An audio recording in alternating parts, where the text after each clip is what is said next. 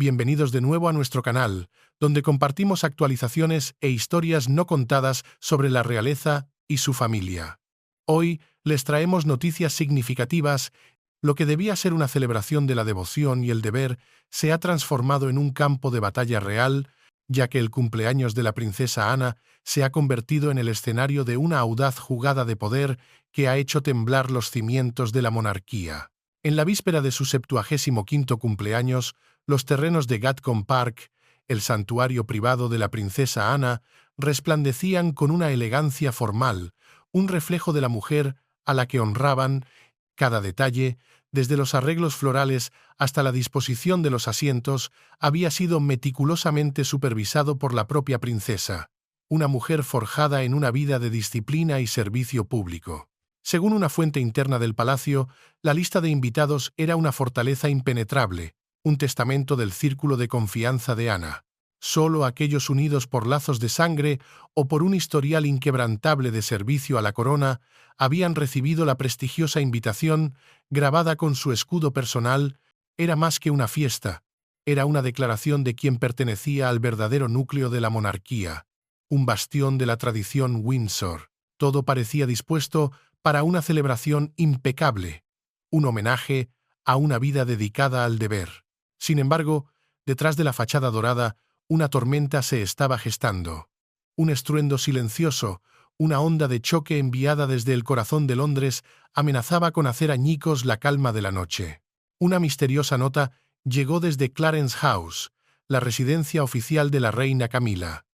Según nuestro informante, el sobre de color crema llegó sin fanfarria, pero su contenido fue como un misil calculado. La nota era breve, sin firma, pero la caligrafía era inconfundible. Anunciaba, con una simplicidad escalofriante, que la reina estaría acompañada por una invitada especial. Esta simple frase, cargada de una ambigüedad deliberada, fue la primera fisura en una noche destinada a la armonía. Entre los cortesanos y observadores reales, la noticia se extendió como la pólvora. Aquellos familiarizados con las tácticas de Camila, con su historia de sigilosa infiltración en las esferas de poder, comenzaron a especular de inmediato. ¿Era esto un gesto de paz? ¿Una rama de olivo extendida en un intento de reconciliación? ¿O era el primer movimiento en un nuevo y silencioso juego de poder, una declaración de intenciones velada? Las preguntas resonaban en los pasillos, susurros de una guerra oculta que estaba a punto de estallar. En su estudio privado, bañada por la pálida luz invernal que se filtraba a través de los ventanales de Gatcombe Park, la princesa Ana examinó la nota. Su rostro, a menudo una máscara de estoica compostura, no reveló ninguna emoción. Observó la inconfundible caligrafía de Camila, las elegantes curvas que ocultaban una ambición de hierro. Una fuente que presenció el momento describió su reacción como la calma antes de la tormenta. Una leve sonrisa, conocedora y casi imperceptible, se dibujó en sus labios antes de dejar la carta a un lado con un gesto de fría indiferencia y volver su atención a las propuestas de sus organizaciones benéficas. Ella, la Iron Spine de la familia, la protectora inquebrantable del legado de su madre, la reina Isabel II, conocía demasiado bien a Camila como para dejarse perturbar. Entendía el juego que se estaba jugando. Fuera quien fuese la invitada, su presencia no era una casualidad.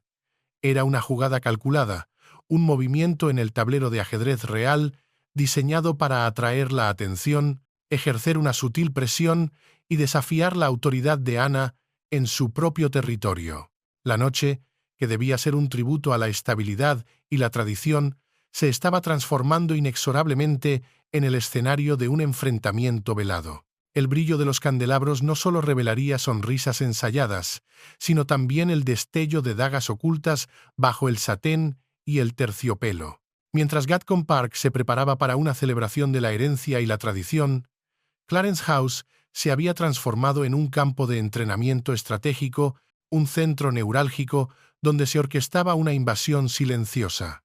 Lejos de la mirada pública, detrás de las puertas cerradas y los muros históricos, la reina Camila perfeccionaba su siguiente movimiento con una precisión quirúrgica que habría impresionado a un general.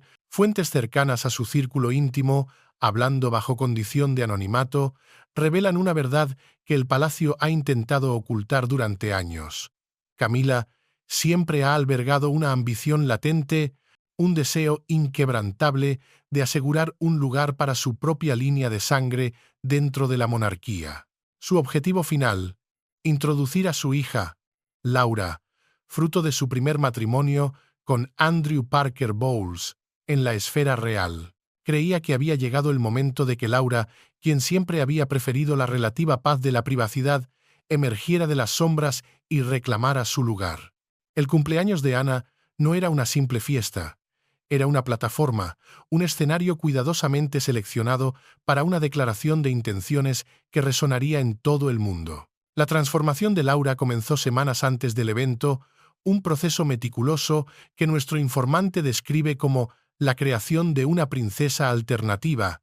Camila, actuando como estratega principal, acompañó personalmente a su hija a las mejores casas de alta costura de Mayfair, eligiendo un vestido que fuera a la vez un arma y una armadura. Tras largas y calculadas deliberaciones, se decidieron por un impresionante vestido de seda de color zafiro. El color no era una coincidencia. Evocaba el famoso anillo de compromiso de Diana, una sutil pero poderosa apropiación de un símbolo sagrado para la línea Windsor. El vestido era llamativo pero de buen gusto, radiante pero respetuoso, una obra maestra de la ambigüedad. Un simple collar de perlas, un guiño a la elegancia tradicional, completaba el atuendo, diseñado para proyectar refinamiento y confianza. Pero el verdadero enfoque de Camila iba mucho más allá de las telas y las joyas.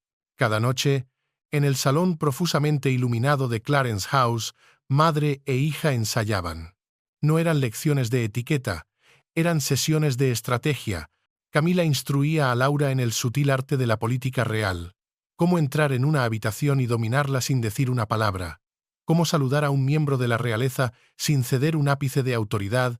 Cómo sonreír con una contención que insinuara poder y cómo desviar preguntas difíciles con un aplomo inquebrantable. «Controla la imagen», le decía Camila, su voz un susurro cargado de experiencia, y controlarás la narrativa. La percepción es la realidad en este mundo. Laura sentía el peso dual de la presión y la promesa. Habiendo pasado su vida en las sombras tranquilas de la aristocracia, ahora sentía la chispa de la ambición, un legado innegable heredado de su madre, una mujer que había navegado las aguas traicioneras de la controversia para ascender al trono. Para Camila, este momento era el culmen de su silenciosa infiltración, un plan de décadas para construir una dinastía paralela, para asegurar que su propia línea de sangre no fuera una simple nota a pie de página en la historia, sino un capítulo central. La noche del evento no era solo la presentación de Laura, era la manifestación de un plan meticulosamente trazado para desafiar y, en última instancia, redefinir el futuro de la monarquía. Era un golpe de estado revestido de seda y perlas. La noche de la gala llegó bajo un cielo londinense despejado, pero ominosamente gris, un presagio de la tormenta que estaba a punto de desatarse. En Gatcombe Park, una flota de coches de lujo avanzaba sobre la grava crujiente, depositando a la flor y nata de la aristocracia británica. En el interior, el gran salón de baile era un mar de opulencia. Los candelabros de cristal arrojaban una luz dorada que danzaba sobre los uniformes de gala y los vestidos de seda de alta costura. El aire vibraba con conversaciones mesuradas y risas ensayadas, una sinfonía de decoro real. Pero esta cuidadosa coreografía estaba a punto de ser destrozada, justo cuando el maestro de ceremonias, un hombre cuya vida se había dedicado a la perfecta ejecución de eventos reales, se preparaba para anunciar el brindis en honor a la princesa. Un murmullo recorrió el salón, todas las miradas, como atraídas por un imán invisible, se dirigieron a la entrada principal. Las pesadas puertas de roble se abrieron de par en par, revelando una escena que quedaría grabada en la memoria de todos los presentes. Camila entró primero, una visión en profundo terciopelo violeta, con una estola de piel blanca que descansaba ligeramente sobre sus hombros, su expresión una máscara de serena satisfacción. A su lado, como una aparición salida de una estrategia militar, apareció Laura. Radiante, serena y, sobre todo, inequívocamente intencionada, su vestido de zafiro captaba la luz de los candelabros, convirtiéndola en el centro de atención instantáneo. Por un instante que pareció una eternidad, el salón se congeló. El tiempo se detuvo. Los susurros se extendieron como chispas en la oscuridad, rápidos y venenosos. Algunos invitados esbozaron sonrisas frías y tensas. Otros, los más astutos conocedores del drama palaciego, intercambiaron miradas de recelo, reconociendo la declaración de guerra que acababan de presenciar. En el centro de la sala, la princesa Ana, el pilar de la tradición, respiró lenta y profundamente, un acto de control férreo en medio del caos inminente. Su mirada, afilada como el acero, se fijó primero en Camila, la arquitecta de esta afrenta, y luego en Laura, su peón. Un mensaje tácito, una batalla de voluntades, cruzó el espacio entre ellas. El protocolo, el sagrado libro de reglas no escritas que gobierna cada interacción real, exigía que Laura, como no miembro de la realeza, hiciera una profunda reverencia ante la princesa real. Pero el guión de Camila no incluía la sumisión. Laura no hizo ninguna reverencia. En su lugar, en un acto de desafío calculado que hizo que la sala contuviera la respiración, encontró la mirada de Ana directamente. Con la barbilla ligeramente levantada y una sonrisa confiada y casi insolente dibujada en sus labios, lanzó su desafío. No fue un simple descuido. Fue un acto de insubordinación, una declaración silenciosa de que ella no se sometería a las viejas reglas, que ella estaba allí para escribir unas nuevas. Un informante presente en la sala lo describió más tarde como un acto de guerra sin una sola palabra, más devastador que cualquier grito. El gesto fue una afrenta directa y brutal a la autoridad de Ana, un ataque a la mismísima estructura jerárquica de la monarquía. La calidez de la velada se evaporó al instante, reemplazada por un frío glacial. Las conversaciones vacilaron, las risas se extinguieron y las miradas se detuvieron donde no debían, analizando cada matiz de la confrontación silenciosa. Bajo la música de la orquesta y el tintineo de las copas de champán, una verdad ineludible se asentó sobre la reunión como un sudario. Esto ya no era una celebración de cumpleaños, era la escena de apertura de una nueva y peligrosa partida de poder real, un enfrentamiento que prometía sacudir la casa de Windsor hasta sus cimientos más profundos. En medio de la tensión palpable que se había apoderado del salón, el murmullo de las conversaciones se atenuó hasta convertirse en un silencio expectante. El maestro de ceremonias, un veterano de innumerables eventos reales cuya compostura había sido puesta a prueba como nunca antes, tomó su lugar en el podio.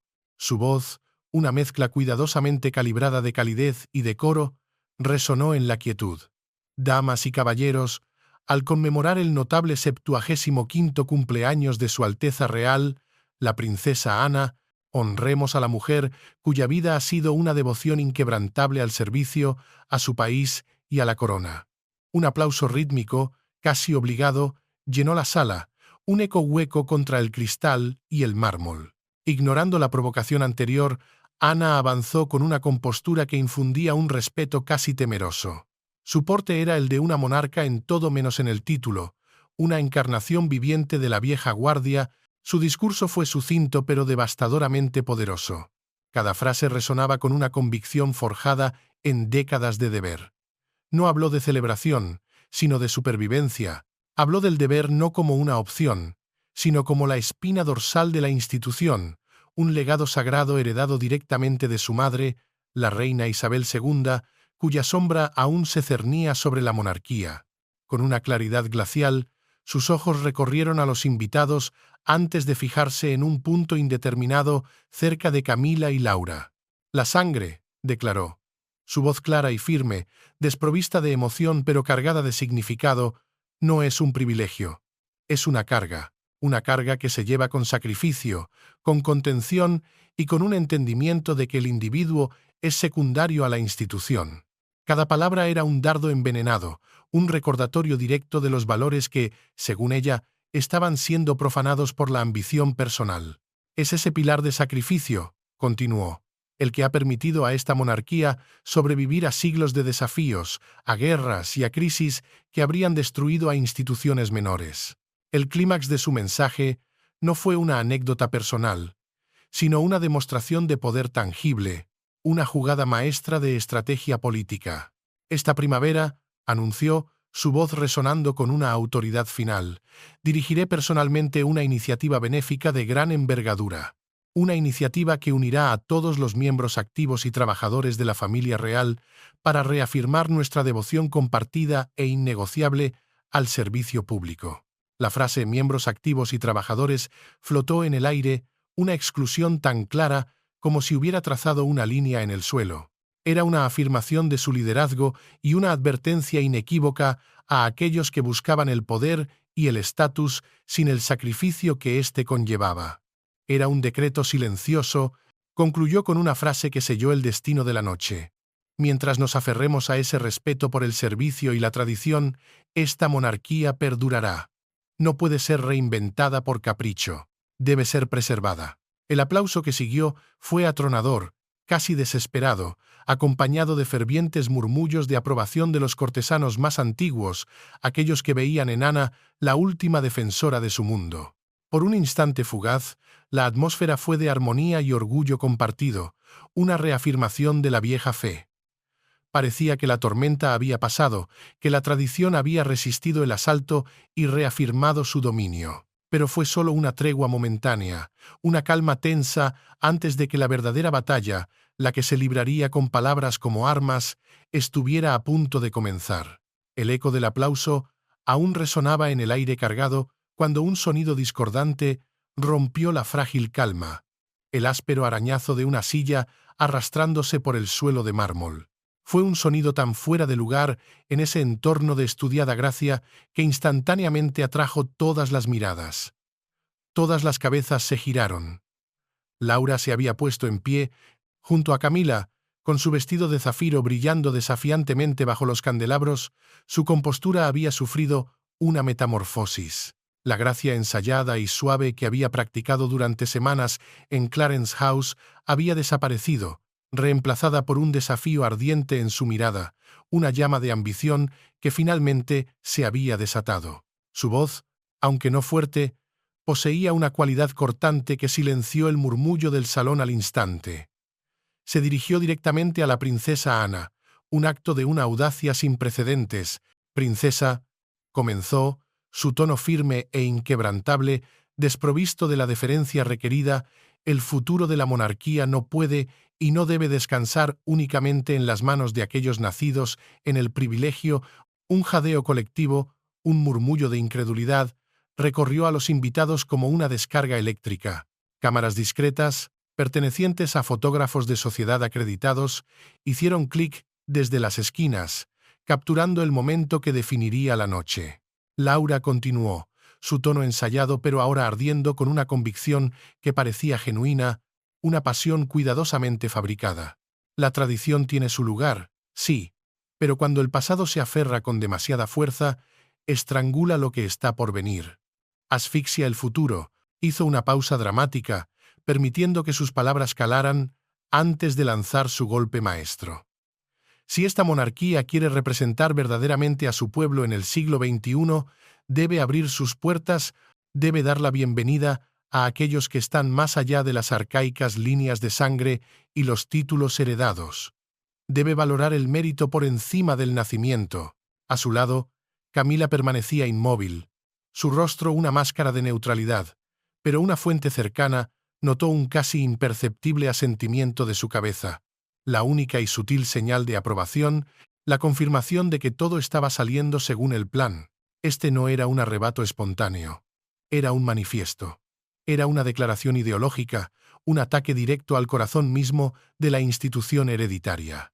Laura, bajo la tutela de su madre, estaba presentando una visión para una nueva monarquía, una que, según ellas, debía ser meritocrática, inclusiva y moderna. Estaba canalizando el espíritu de la época, utilizando el lenguaje del progreso para lanzar un desafío a 1000 años de historia. Para la gran mayoría de los presentes, la vieja guardia de la aristocracia, sus palabras eran una herejía, una blasfemia contra la esencia sagrada del linaje Windsor, un ataque a su propio derecho a existir. Sin embargo, para otros, una minoría silenciosa de modernizadores y quizás incluso algunos miembros más jóvenes de la familia, sus palabras representaban una verdad incómoda, una pregunta que nadie se había atrevido a formular en voz alta dentro de los muros del palacio. La fractura dentro de la casa de Windsor ya no era un rumor susurrado, era una falla geológica abierta, expuesta bajo la luz implacable de los candelabros.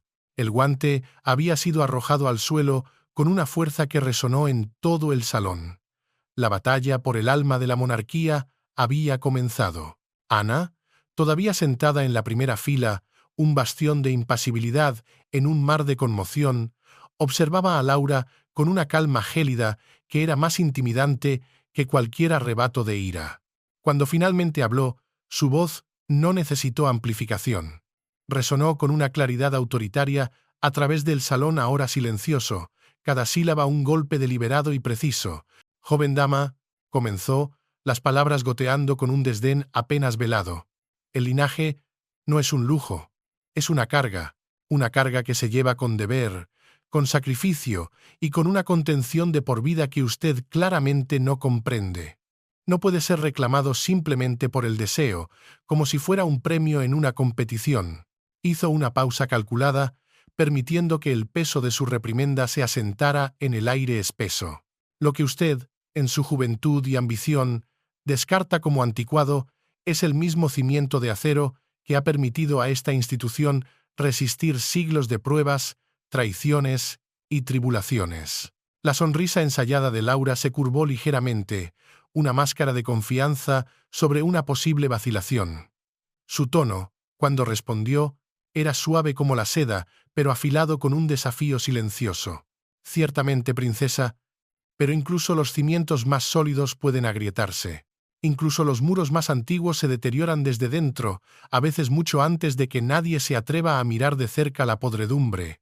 Era una metáfora audaz, una insinuación de corrupción y decadencia en el corazón mismo del sistema que Ana defendía. La cabeza de Ana se inclinó, un movimiento casi imperceptible que, sin embargo, cambió toda la dinámica. Su mirada, antes fría, ahora era tan afilada y peligrosa como el acero templado.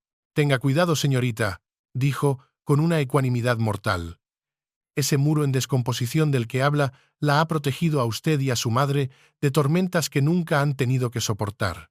Ha disfrutado de la sombra del roble sin haber plantado nunca la bellota». La alusión era clara y brutal. Camila y Laura eran beneficiarias de un sistema que ahora pretendían desmantelar desde una posición de privilegio que no se habían ganado. Laura, negándose a ceder terreno, dio un pequeño paso adelante, un acto físico de desafío. «Quizás», respondió en voz baja, su voz ahora un susurro que obligaba a todos a inclinarse para escuchar. «Pero los muros construidos demasiado altos no solo protegen, también aprisionan, bloquean la luz. Y algunos de nosotros», dijo, usando el plural real para alinearse con una supuesta facción modernizadora, «creemos que la luz merece entrar, estén de acuerdo o no quienes sostienen las llaves del castillo». Por primera vez, los labios de Ana se curvaron en una fina y conocedora sonrisa. Pero no había calidez en ella. Era la sonrisa de un depredador que ha arrinconado a su presa. «La luz», repitió, saboreando la palabra, su voz ahora impregnada de una tranquila y ominosa advertencia, «puede iluminar o puede consumir. Si es del fuego de la ambición de lo que habla, sea muy precavida. Llamas como esa tienen la desagradable costumbre de quemar la misma casa que pretenden iluminar». El silencio que siguió fue absoluto, sofocante. Nadie se atrevía a moverse, ni siquiera a respirar. El aire mismo parecía frágil, cargado con la electricidad de un choque de voluntades, un duelo de ideologías. Lo que había comenzado como un brindis de cumpleaños se había transformado en un combate a muerte por el alma de la monarquía. La batalla ya no era velada, era abierta, declarada ante la élite del poder real. El cumpleaños de la princesa Ana se había convertido en la primera salva de una guerra civil real que resonaría mucho más allá de los dorados muros del salón de baile. La confrontación en Gatcombe Park no se quedó entre los muros dorados del palacio, estalló en la conciencia pública con la fuerza de un trueno. En menos de 24 horas, el intercambio de palabras heladas y miradas desafiantes se había convertido en la noticia de primera plana que consumía al mundo. Los principales medios de comunicación, desde los venerables periódicos serios hasta los tabloides más voraces, diseccionaron cada segundo del choque real. Analistas y expertos reales llenaron las ondas de radio debatiendo si el arrebato de Laura había sido un acto espontáneo de desafío o parte de una maniobra cuidadosamente calculada, orquestada por la propia reina Camila. Dos fotografías icónicas circulaban sin cesar, convirtiéndose en símbolos de la guerra ideológica que se libraba. La mirada compuesta e inflexible de Ana, la encarnación del deber, y la sonrisa confiada y ambiciosa de Laura, el rostro de la insurgencia, la opinión pública se fracturó instantáneamente. Los tradicionalistas, aterrorizados por el cambio, aclamaron a Ana como la guardiana inquebrantable de los valores reales. Mientras tanto, voces más jóvenes y progresistas elogiaron a Laura por su audacia, por atreverse a decir las verdades incómodas en voz alta. En medio de esta tormenta mediática, el Palacio de Buckingham, en un movimiento de poder tan sutil como devastador, emitió un anuncio escueto pero impactante. La princesa Ana, tal como había prometido en su discurso, lideraría personalmente una importante iniciativa benéfica de primavera, una que involucraría a todos los miembros activos de la realeza. El comunicado de prensa incluía una lista detallada de los participantes. Un nombre, sin embargo, brillaba por su ausencia, una omisión que gritaba más fuerte que cualquier declaración, el de la reina Camila. No se ofreció ninguna aclaración, pero ninguna era necesaria. En el lenguaje arcano y brutal de la diplomacia real, la exclusión era un decreto. Era tan deliberada como inconfundible. Una fuente interna del palacio, hablando con nosotros en exclusiva, lo calificó como una silenciosa aseveración de poder. Una decapitación social era una demostración de que la influencia de Ana no residía solo en el simbolismo, sino en un liderazgo tangible y despiadado. El mensaje era cristalino y había sido enviado a todo el mundo. Camila y su familia no eran considerados parte esencial del núcleo institucional de la monarquía. Eran, en el mejor de los casos, apéndices tolerados. En el peor, una amenaza que debía ser contenida. En Clarence House, el golpe fue profundo y personal. Camila, una mujer que normalmente navega las aguas de la controversia con una serenidad imperturbable, reaccionó con una quietud escalofriante. Se sentó en su estudio, los titulares de los periódicos matutinos extendidos ante ella como una sentencia. Ana corta a Camila del evento benéfico de primavera. Sus nudillos se pusieron blancos mientras doblaba la página, sus ojos bajos en un cálculo silencioso. Esto no era resignación, era la calma antes de la contraofensiva. Fue Laura, llena de un resentimiento juvenil y ardiente, quien rompió el silencio. Madre, esto no es un desaire, es un ataque. Está declarando públicamente que no perteneces, que nunca pertenecerás. Si dejas pasar esto, nunca tendré un lugar en esta monarquía. Estoy cansada de estar al margen mientras otros deciden nuestro destino. Camila levantó la mirada, un frío brillo de acero en sus ojos. Comprendía perfectamente lo que estaba en juego. El movimiento de Ana no se trataba solo de una lista de invitados, amenazaba con reforzar una jerarquía que la mantendría a ella y a Laura para siempre en los márgenes del poder. Tras una larga pausa, una fina y conocedora sonrisa se dibujó en sus labios. «No, Laura», dijo en voz baja, su voz una promesa de retribución. «Ellos creen que nos han expulsado, pero pronto empezarán a preguntarse por qué. Y es entonces cuando les daremos una respuesta, nuestra respuesta». La indignación silenciosa se había endurecido hasta convertirse en un propósito inquebrantable. Clarence House se retiró de la vida pública, pero dentro de sus muros el movimiento se agitaba. La reina no estaba aceptando la derrota, estaba tramando una venganza. Un cielo gris y pesado se cernía sobre Londres, como un espejo de la tensión opresiva que se acumulaba dentro de los muros de Clarence House.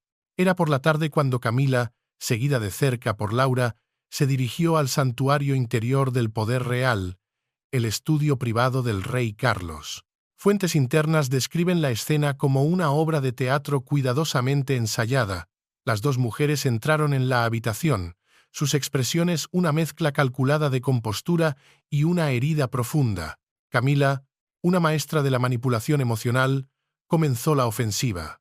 Su voz, perfectamente calibrada para evocar simpatía sin sacrificar una onza de control, temblaba lo justo para parecer vulnerable. Carlos, comenzó, su tono mesurado pero cargado de una emoción fabricada, he hecho todo lo posible, todo lo humanamente posible, para encajar en esta familia. He soportado años de un escrutinio implacable, he ignorado un sinfín de chismes maliciosos y he permanecido a tu lado en cada tormenta, todo por el bien de la unidad y la estabilidad de la corona. Hizo una pausa dramática, dejando que el silencio hiciera su trabajo antes de continuar, su voz ahora tensándose con una justa indignación. Y sin embargo, tu hermana, Ana, continúa tratándome como si no perteneciera, como si fuera una intrusa invisible a sus ojos. Su voz se quebró de manera convincente. Mi exclusión de su evento benéfico no fue un simple descuido, Carlos. Fue una declaración, una humillación pública, una proclamación de que ni yo, ni mi hija, somos dignas de estar junto a los verdaderos miembros de la realeza. Nos ha desechado como si fuéramos irrelevantes para la misma institución que he trabajado tan duro para fortalecer. Inclinándose hacia adelante, su tono bajó, volviéndose conspirador y afilado con un amargor controlado. Y he oído cosas preocupantes, Carlos. Cosas que no puedo ignorar.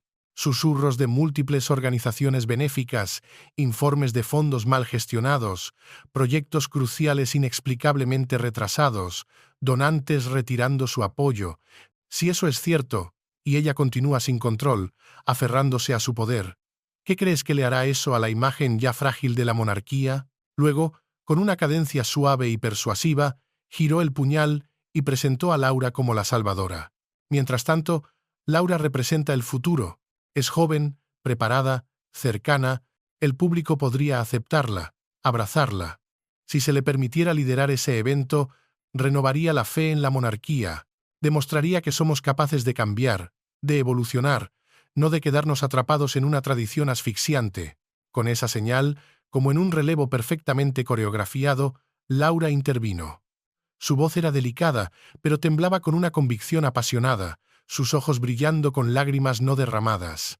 «Tío», comenzó en voz baja, la palabra diseñada para evocar un vínculo familiar y una lealtad que estaba a punto de traicionar. «Nunca he deseado privilegios, solo un propósito. Solo quiero contribuir, servir a la corona de la mejor manera que sé. Pero, ¿cómo puedo hacerlo cuando incluso el papel más pequeño me es negado, cuando cada puerta se me cierra en la cara?» Hesitó. Luego levantó la vista, su mirada llena de una aspiración conmovedora. «Si a personas como yo no se nos da una oportunidad, ¿cómo crecerá la monarquía? Creo que puedo ayudar a acercar la institución a la gente, hacerla moderna, relevante. Todo lo que necesito es un papel. Si yo dirigiera ese evento, el público vería progreso, no división». Camila remató el acto, su tono ahora envuelto en una grave y justa preocupación. «Seamos honestos, Carlos. Ana está envejeciendo. Su reputación ya no es intachable. La monarquía necesita desesperadamente energía, dinamismo y una cara de transparencia. Laura puede proporcionar todo eso». Cada acusación era una daga envenenada, colocada con precisión quirúrgica, diseñada para desmantelar la credibilidad de Ana pieza por pieza y posicionar a Laura como su heredera natural, no en la línea de sucesión, sino en la esfera de la influencia y el poder. La conspiración de las lágrimas estaba en pleno apogeo. Carlos se reclinó pesadamente en su silla, el peso del mundo visible en los surcos de su frente. Su rostro, un mapa de deber y duda, revelaba el tormento de un hombre dividido entre la lealtad a su esposa y la innegable traición a su hermana. El aire en la habitación se espesó, cargado con el veneno de las acusaciones y las súplicas. Entonces, un leve sonido en la puerta, un crujido apenas perceptible, congeló la escena. La atmósfera, ya tensa, se quebró. Ana estaba allí, enmarcada por la tenue luz del pasillo, su silueta una figura de autoridad implacable. Su expresión era tan fría que helaba el aire, Un invierno repentino en la cálida habitación. Entró sin esperar permiso, cerrando la puerta de roble macizo tras de sí con un chasquido que resonó como una sentencia. El espacio pareció encogerse instantáneamente. «Si vas a tejer mentiras, Camila», dijo Ana, su voz cortante como el hielo, desprovista de cualquier emoción excepto un desprecio glacial, «al menos ten la decencia de hacerlas creíbles». Camila, sorprendida en pleno acto, se puso rígida. Su máscara de víctima herida se resquebrajó por un instante antes de que la recuperara. Una profesional de la actuación hasta el final. «No estoy segura de a qué te refieres, Ana», respondió con suavidad, intentando recuperar el control. «Creo que sí lo sabes», replicó Ana, dando un paso adelante con una confianza depredadora. Dejó caer un grueso expediente sobre el escritorio de Carlos con un golpe seco. «Aquí tienes el último informe de auditoría de todas mis organizaciones benéficas, verificado por contables independientes. Cada transacción, cada penique, está contabilizado, ni un solo proyecto retrasado, ni un solo donante perdido». Antes de que Laura pudiera pronunciar una sílaba de su discurso ensayado, Ana la silenció con un gesto imperioso de la mano. No había terminado. Metiendo la mano en el bolsillo de su chaqueta, sacó un teléfono móvil, un arma del siglo XXI en una batalla ancestral, y esto, dijo con una calma mortal, colocándolo sobre el escritorio junto al expediente, es una grabación. Fue hecha por el director del evento benéfico que con tanto ahínco has estado discutiendo. Aparentemente, un hombre de principios sospechó algo inusual cuando se le contactó para reemplazarme. Tenía razón al sospechar.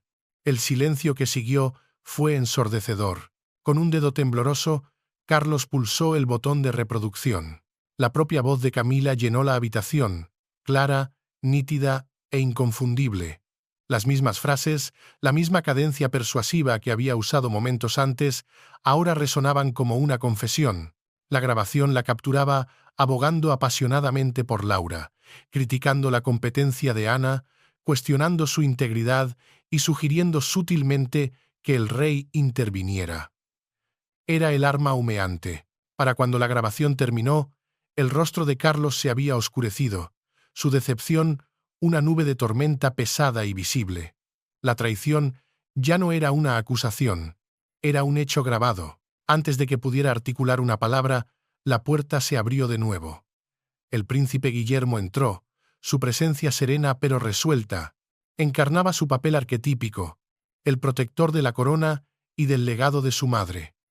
«Padre», dijo en voz baja pero firme, su mirada fija en Camila, «también he escuchado la grabación, y se la he hecho llegar a mi equipo legal. No hay lugar a malas interpretaciones. No hay contexto que pueda excusar esto. Es exactamente lo que parece. Una conspiración». En ese momento, con la entrada del futuro rey, la conspiración quedó totalmente al descubierto. La batalla por la influencia ya no se libraba en las sombras con susurros y mentiras, se había desatado, abierta, innegable, y estaba a punto de cambiar el curso de la monarquía para siempre. El escándalo no se filtró. Estalló.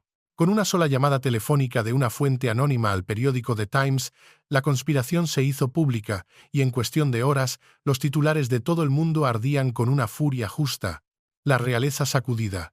Se destapa un complot para derrocar a la princesa Ana. La grabación de audio, ahora de dominio público, se convirtió en la prueba irrefutable de la traición. Ya no era una cuestión de especulación o chismes de palacio, era un hecho innegable. El veredicto del público fue rápido, brutal e inequívoco. En las redes sociales, hashtags pidiendo transparencia y responsabilidad se hicieron tendencia mundial. La monarquía, sacudida hasta sus cimientos por el engaño, se enfrentaba a una crisis existencial. Debía purgar la podredumbre interna o arriesgarse a perder la poca credibilidad que le quedaba. En el palacio de Buckingham, el rey Carlos se sentó en su estudio privado, el aire pesado con el silencio de la derrota. Sobre su escritorio de caoba yacía una copia recién impresa del Times, la tinta aún fragante, el titular mirándolo como una acusación personal. Fuentes cercanas al monarca afirman que escuchó la grabación múltiples veces. Cada reproducción, grabando líneas más profundas de cansancio y dolor en su rostro. Lo que más le dolía, nos dice nuestro informante, no era solo el escándalo público, era la naturaleza íntima de la traición, un ataque dirigido directamente a su hermana, la única que había dedicado su vida entera a un servicio inquebrantable a la corona. Con una voz apenas audible, presionó el intercomunicador. «Convoquen a Camila y a Laura», dijo en voz baja.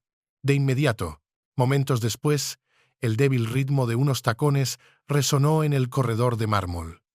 Camila entró primero, serena, pero tensa, Laura siguiéndola de cerca. Ambas llevaban expresiones de calma cuidadosamente ensayadas, máscaras diseñadas para ocultar el pánico creciente. Carlos no las invitó a sentarse. De pie, detrás de la fortaleza de su escritorio, agarró sus bordes, su tono bajo y contenido, pero vibrando con una autoridad final. «He escuchado la grabación», dijo, sus palabras cayendo como piedras. «El mundo entero la ha escuchado. ¿Qué tienen que decir en su defensa?» Camila, siempre la actriz, intentó un último acto desesperado. Su voz temblaba lo justo para parecer herida. «Carlos, por favor, tienes que entender. Esa fue una conversación privada, sacada de contexto, distorsionada por la prensa para crear un escándalo». «¿Distorsionada?», la interrumpió Carlos. Su voz se elevó. La fina capa de paciencia real finalmente se resquebrajó. «Escuché cada palabra yo mismo. Nadie editó tu afirmación de que Ana había perdido su credibilidad. Nadie te obligó a sugerir que Laura la reemplazara. Nadie fabricó tu plan para que yo apartara a mi propia hermana de sus funciones». Camila vaciló, sus defensas desmoronándose bajo el peso de sus propias palabras. Laura, sintiendo que la marea se volvía en su contra, dio un paso adelante, adoptando un tono de remordimiento infantil. «Tío», comenzó en voz baja, con los ojos brillando. «Solo quería ayudar. Nunca quise hacer daño a nadie». Carlos se volvió hacia ella lentamente, su expresión tallada en una incredulidad helada. «¿Creen que este acto de manipulación, esta traición calculada, puede excusarse como un simple malentendido?» El silencio que siguió fue la sentencia. El tic-tac del reloj de pie en la esquina parecía demasiado fuerte, marcando los últimos segundos de su vida real. Cuando Carlos volvió a hablar, su tono era irrevocable, el de un rey emitiendo un juicio final. «Camila», dijo, cada sílaba fría y deliberada, «a partir de este momento debes abandonar el palacio. Tus privilegios reales quedan revocados. No asistirás a más actos oficiales. Lo mismo se aplica a ti, Laura». Los labios de Camila se abrieron como para suplicar, pero Carlos ya se había dado la vuelta. Su silencio tenía más finalidad que cualquier decreto gritado. Las dos mujeres se marcharon sin decir una palabra más. El sonido de sus pasos, haciéndose eco en el largo y oscuro corredor, fue lo último que se escuchó de ellas antes de que una pesada puerta de roble se cerrara tras ellas, sellando el fin de su capítulo.